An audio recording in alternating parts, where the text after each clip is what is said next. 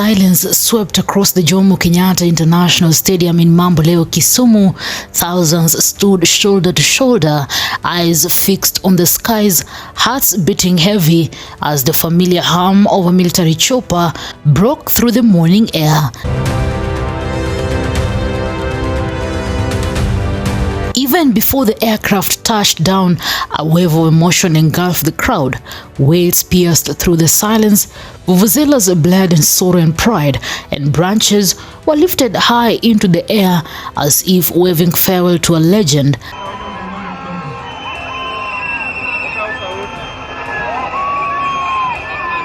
This was not an ordinary day in Kisumu. This was the day Raila Amollo Odinga, Baba, finally came home.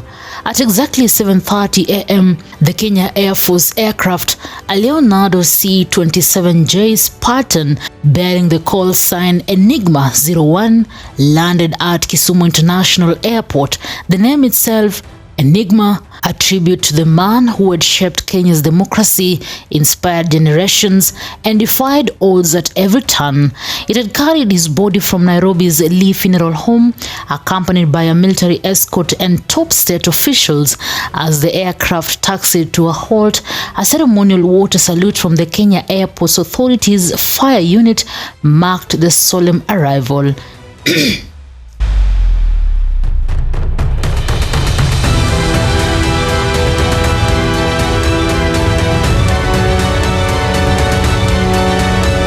The national's flag, draped over the casket, fluttered lightly in the morning breeze, a symbol of honor, legacy, and unfinished dreams.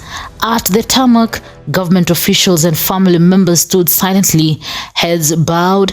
Interior Principal Secretary Dr. Amollo, Kisumu Governor Professor Anyang' Nyong'o, and Senator Professor Jomo Kenyatta led the receiving delegation. Moments later, the flag-draped casket was transferred to a waiting National Intelligence Service chopper, the final link in the journey of remembrance. The chopper rose slowly, its blaze slicing through the humid Kisumu air, heading towards Mamboleo Stadium.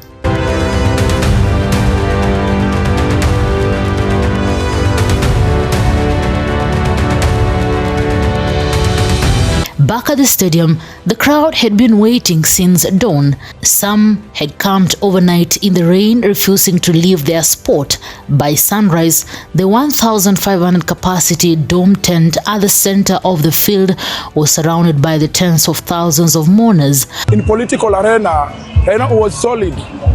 Wanasiasa wote wezi fikiria Raila alikuwa juu. He is a statesman. Ukiona kifaa Raila sahi, he is a statesman. Kwa political is disrupted. Tusidanganyane, imekuwa disrupted. Sahi ODM as a party, we have a large gap. Hatujui tutafanya nini. Baba was there, but in ODM politics, sisi tulilegea. But kifaa Raila imeniuma sana, siwezi sema. A raised platform carpeted in national colors stood ready. Security was airtight. KDF soldiers, national police, and county enforcement officers guarded every gate, every path, every seat. Large LED screens around Kondele and the CBD streamed the moment live for those who could not access the stadium. When the chopper finally appeared above the horizon, the reaction was electric. The chants of Baba, Baba erupted across the field. The sound of vuvuzelas drowned out even the rotors of the aircraft. Mothers wept openly, young men saluted, elderly women knelt in prayer. It was a moment frozen in history. Za mwisho kwa kiongozi wetu.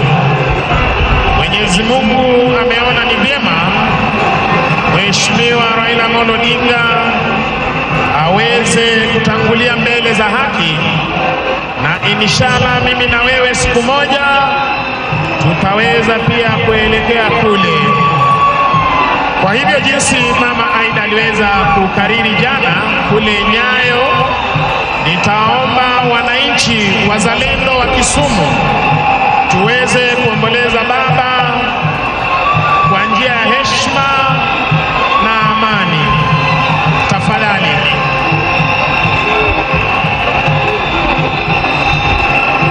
As the chopper landed, soldiers quickly formed ranks around the landing zone. The casket, still draped in the Kenyan flag, was lifted gently and placed on the platform at the heart of the stadium. A military band played a slow, mournful tune as the crowd fell into a hushed silence. This was no longer a political event, it was a collective farewell. Mheshimiwa Raila Odinga aweze kutangulia mbele za haki. The body of Raila Amollo Odinga will lie in state at the stadium for public viewing throughout the day before its final journey to Bondo, Siaya County. On Sunday, a state funeral will follow, an event expected to draw dignitaries from across Africa and the world. By mid-morning, Kisumu had transformed into a city of stillness and sorrow. Traffic had stopped, business had paused, and the air was thick with grief and gratitude. Along the streets, residents waved flags, held portraits of Baba, and sang songs from his campaign trails, songs that now sound like eulogies. Yet, amid the sorrow, there was pride.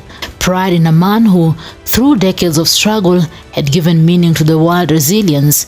A man who fought for democracy, endured detention, and never lost his belief in a better Kenya. As the sun rose higher, the reality began to settle.